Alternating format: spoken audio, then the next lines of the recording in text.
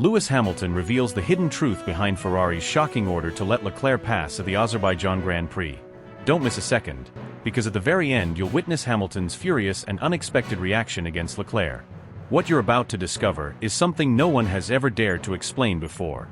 Subscribe to stay informed about the latest Formula One news. In Baku, something unfolded that went far deeper than a battle for scraps in the midfield. On the surface, it seemed almost irrelevant. Two red cars jostling over positions that would hardly make headlines, a switch that most casual fans would dismiss as meaningless. Yet for those who pay attention to the pulse of Formula One, for those who understand the layers beneath the lap times, what happened between Lewis Hamilton and his team was loaded with significance. It was not about the difference between a single point or the barren emptiness of ninth place. It was about the essence of control, about who truly dictates terms inside Ferrari, about a driver refusing to let himself be diminished. The order was clear, the message delivered without ambiguity. Hamilton was to step aside. He responded with apparent obedience.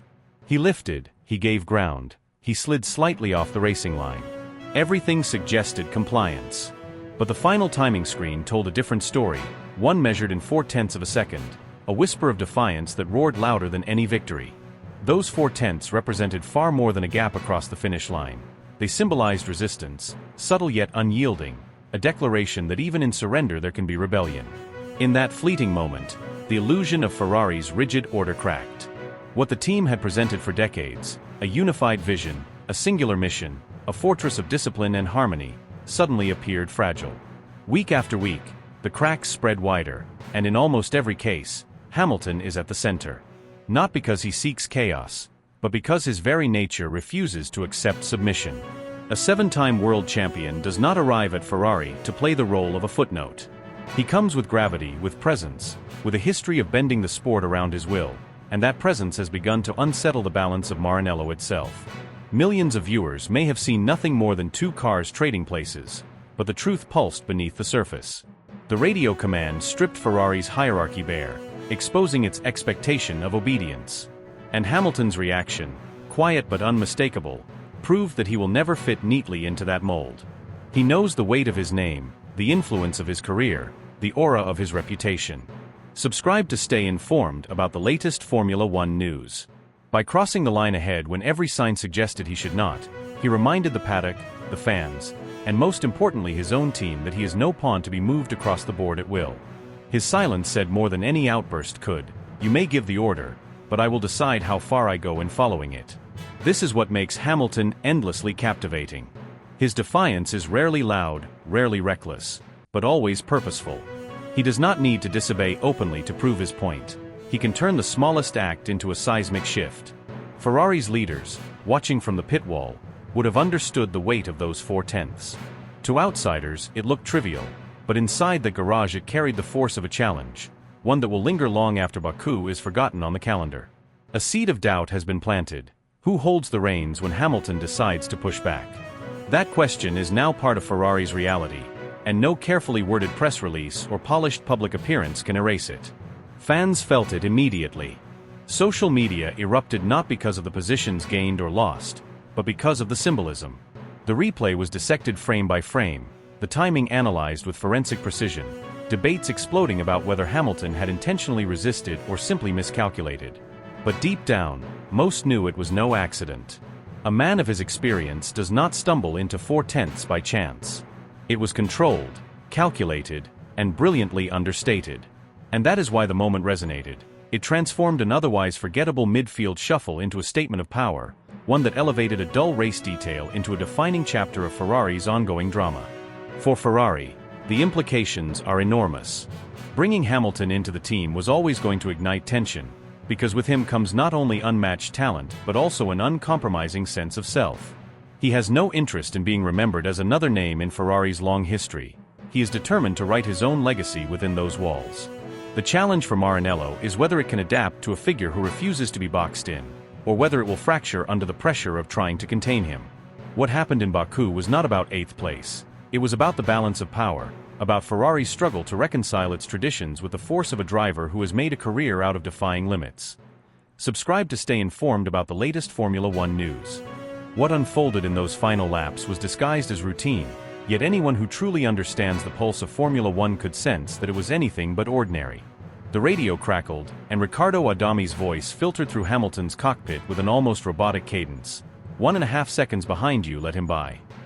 On the surface, it was just another piece of communication, no different from the endless stream of technical chatter that flows between driver and engineer. But buried within those sterile words was something loaded, something heavy with meaning that had nothing to do with tire wear, fuel targets, or gaps to rivals. It was politics in its purest form, dressed up as procedure. It was theater masquerading as order.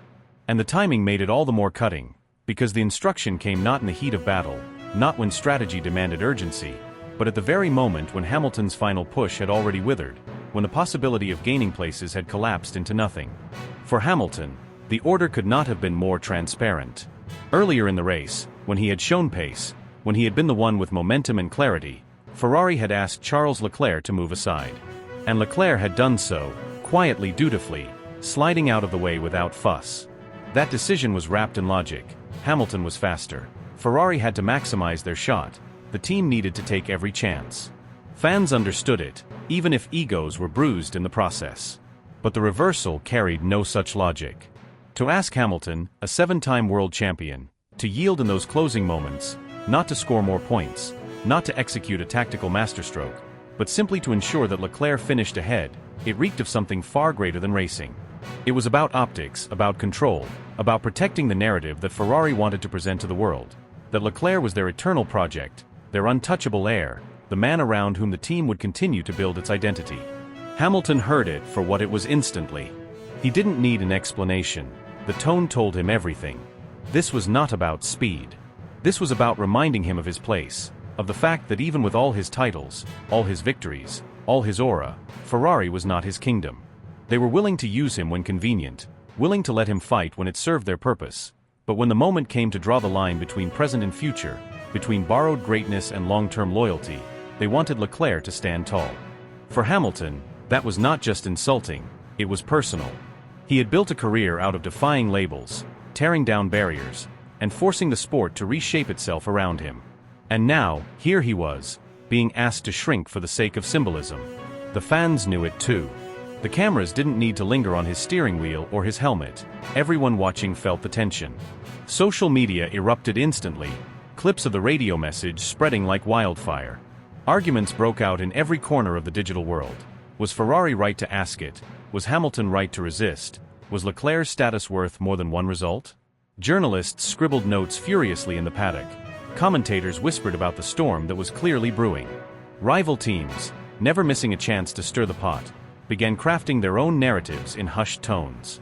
This was bigger than one race. It was a flashpoint that would be replayed for weeks, dissected in headlines, turned into memes, and etched into the season's storyline. And then came the finish itself, the moment that crystallized the entire drama. Hamilton lifted, he eased. He showed that he had heard the message, that he wasn't blind to it. But when the checkered flag fell, he still crossed the line ahead. Not by a huge margin, not by a crushing statement, but by enough to prove a point. He obeyed just enough to show he could, resisted just enough to show he would not be controlled. It was subtle, almost elegant defiance. No screaming on the radio, no melodramatic gestures. Just a quiet refusal to surrender the symbolism Ferrari had tried to force upon him. In that instant, he reminded everyone that champions of his magnitude don't bend to hierarchy, don't accept roles written for them, don't fade quietly into the script others design. Inside the Ferrari garage, the unease was unmistakable. Engineers kept their heads down, mechanics busied themselves with tasks that didn't matter, and the leadership scrambled to prepare the carefully worded lines they would deliver to the press. Leclerc, for his part, carried the expression of a man torn. Part gratitude, part discomfort, part awareness that whatever the team had tried to orchestrate, it had just turned into a controversy that would follow him for the rest of the season. The optics they had wanted to protect had instead exploded into debate, the image management collapsing into a storm they could not control. And in the middle of it all stood Hamilton, calm, silent, but more powerful than any headline, because his silence was not weakness. It was intent. It was calculated. It was a reminder that respect is not given through orders, but earned on the track. Leclerc's willingness to obey when the call came earlier in the race felt safe, almost staged, a gesture designed to show discipline in a moment that demanded nothing from him. It was submission in its least costly form, an obedience that looked neat on television but lacked weight because there was no real pressure attached to it. Hamilton's reaction, by contrast, could not have been more different. His decision to delay, to execute only at the very end, transformed what could have been an ordinary order into a moment charged with meaning.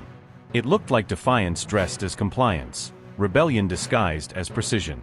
He turned a straightforward instruction into a demonstration that Ferrari's grip on him was more fragile than they wanted the world to believe. The contrast between the two drivers was striking.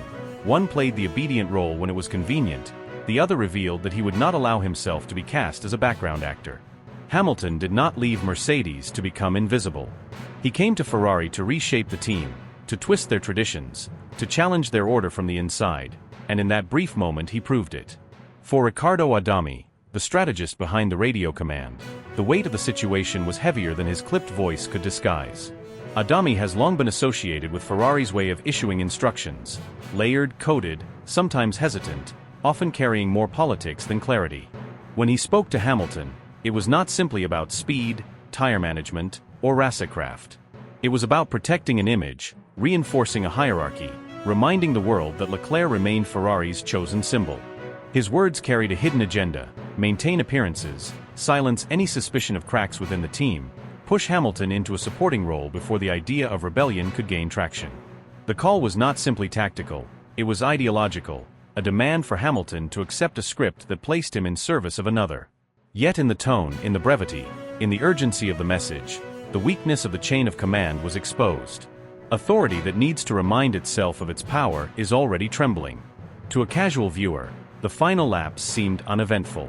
Two Ferraris crossed the line, buried in the middle of the field, nothing dramatic on the surface. But for those watching with sharper eyes, the details told a different story. Hamilton slowed deliberately, moved off the racing line at moments where efficiency demanded the opposite, made gestures that signaled compliance to the cameras. He ticked the boxes, gave the appearance of following orders, almost as if to say, "Look, I am listening." And yet, when the cars reached the flag, Hamilton was still in front. That single fact erased the illusion Ferrari had tried to preserve. It was not unity.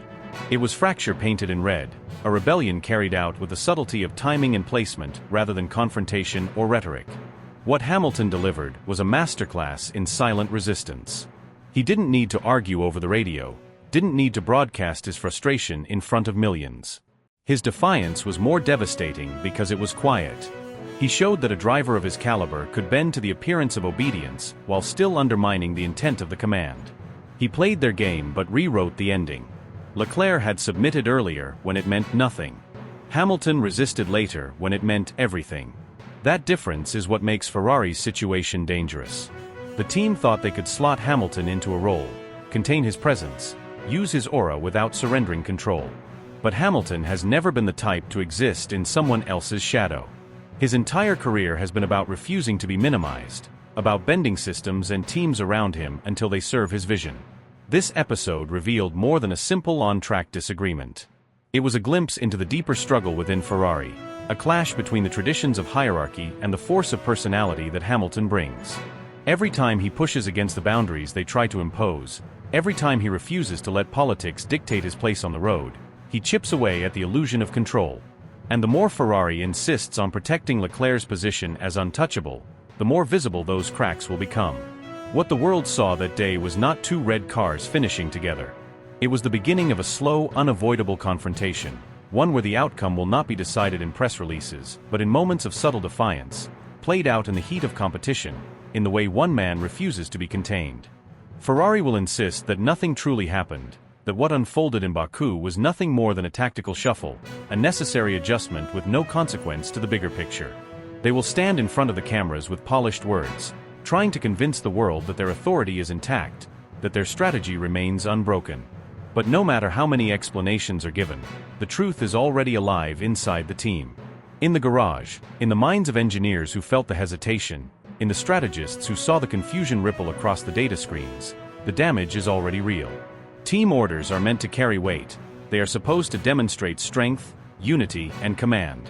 They are the voice of certainty in a sport defined by chaos. Yet in that moment, instead of certainty, Ferrari revealed doubt. Instead of discipline, they projected fragility. Instead of dominance, they showed weakness. An order was sent. The driver responded. And the entire world saw how the moment slipped through their hands. Without even trying, Hamilton made it clear, he cannot be fully contained. This is where the nightmare begins for Ferrari, because this is not just about one incident. It becomes the symbol of everything already haunting them. Leadership questions hang heavy over Maranello, the long-term vision remains unclear, and doubts about whether the Scuderia can still rise to the very top grow louder every weekend. Now, with Hamilton inside their ranks, these questions turn into a spotlight that cannot be avoided. The team can respond by tightening their grip, by enforcing rules with iron discipline, by attempting to remind him that no individual can stand above Ferrari. But the danger in that response is monumental. Hamilton is not a rookie who will bow his head and thank them for the opportunity. He is not a driver desperate for validation or a career lifeline. He is a 7-time world champion, a global figure who commands influence not just in the paddock but in every headline, every fan discussion, every moment where his voice carries. To try to control him is to ignite conflict. And Hamilton knows how to fight battles without even raising his voice. He knows that his presence alone is powerful. Every word he speaks, every radio message, every carefully chosen phrase in the press carries weight that echoes far beyond the garage walls. If Ferrari tries to chain him, the story will not remain hidden within the team. It will become public. It will become a narrative. It will grow into a storm that Ferrari cannot contain. Once doubt spreads, once fans and media sense the tension, the weight of scrutiny becomes unbearable. And Hamilton, who has thrived under pressure his entire career, will only grow stronger in that fire. He does not collapse under expectation. He feeds on it. Ferrari must understand the scale of the risk. Hamilton is not simply another driver in red. He is a force, a symbol of defiance, a man who has turned obstacles into triumphs again and again. To attempt to reduce him to silence is to strip away the very qualities that make him capable of carrying a team beyond its limits. And once a driver of his stature feels suffocated, the connection is broken. The stopwatch will no longer be the problem, the spirit will be lost. And when spirit is gone, no strategy, no order, no pit wall directive can restore what has been shattered. The alternative path is the one filled with opportunity.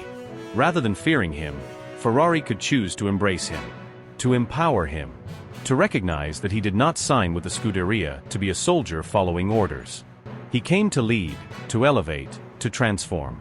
He joined Ferrari not to fit into their fragile hierarchy but to rewrite it, to drag the team forward with his experience, his charisma, his relentless hunger for greatness. He came not to play a role but to shape a legacy. If Ferrari has the courage to trust him, to allow his influence to spread not only through the cockpit but through the entire culture of Maranello, they may discover a version of themselves capable of something extraordinary. But it requires courage.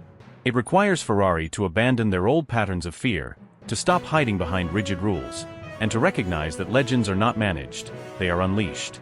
The Scuderia has before them one of the rarest chances in the history of the sport, the chance to turn Hamilton in red into a force that shakes the grid to its core. The risk of failure is enormous, but so is the reward. They can either become the team remembered for wasting a champion by trying to control him, or the team remembered for giving him the freedom to lead them into a new era of dominance. The decision will not only define this season, it will define Ferrari's identity in the years to come. Inside the garage, every mechanic, every engineer, every strategist already feels the tension. They know they are standing on a knife's edge between glory and chaos. They sense that this is no longer about pit stop calls or tire choices, but about trust, belief, and the courage to let go of control.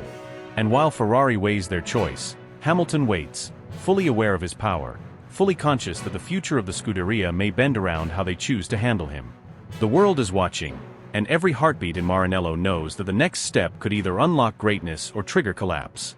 What unfolded in Baku cannot be reduced to the sterile numbers written on the results sheet. 8th and 9th looked harmless, ordinary, like a quiet note in the middle of a long season, but the reality pulsed with something far more dangerous. The grandstands, the garages, the press rooms, every corner of the paddock felt it. This was not about points, it was not about strategy, it was about the soul of Ferrari being dragged into the light. The order was clear, stripped of emotion, delivered through the headset like it had been so many times before in Ferrari's long and complex history. Hold position. Simple words, the kind that countless drivers have followed without question, words that in the past carried the weight of iron authority. Yet this time, The command reached the ears of Lewis Hamilton, and silence followed. For a heartbeat, it seemed he might give in, that he would accept the chain, play the role expected of him. But then came the twist, the flicker of defiance. He pushed forward, carried more speed, refused to surrender. He crossed ahead, and in doing so declared that he is not a man who bows, not even to Ferrari. The cameras caught it, the radios trembled with static, and instantly the paddock was alive with questions. Was it an accident, a failure in communication, or a deliberate rejection of control? To those who know Hamilton, the answer was obvious. He does not act carelessly, he does not make moves without meaning. That split-second decision was calculated, loaded, symbolic. It showed the world that Maranello's words no longer carry the unquestioned weight they once did. 4 decades, Ferrari lived as a monarchy, where the team's will was absolute. In Baku, the crown slipped. What followed was not silence but whispers, then noise, then chaos. Reporters rushed to spin their versions, rival team bosses smirked from their motorhomes, and Ferrari's own hierarchy shifted uncomfortably in their seats. The storm had broken, and it was clear it would not fade. Should Hamilton have complied to preserve appearances, to keep the illusion of unity alive? Or was his rebellion the only truth left, the only way to show that he cannot be tamed, that his presence in Ferrari is not one of obedience but of open defiance? Now every detail becomes magnified. Every radio message feels like a test. Every pit stop looks like a negotiation. The mechanics glance at each other, unsure if orders will hold. Strategists second-guess before speaking. Teammates wonder if trust is even possible. It is no longer about a race result. It is about survival inside a team torn between its old identity and the new force raging within. Ferrari is not a stable family anymore. It is a battleground. And Hamilton? He thrives in this. He feeds on tension, on doubt, on the electricity of conflict. He knows that revolutions do not come without scars, that every refusal will draw fire, but he also knows that submission would kill the very essence of who he is.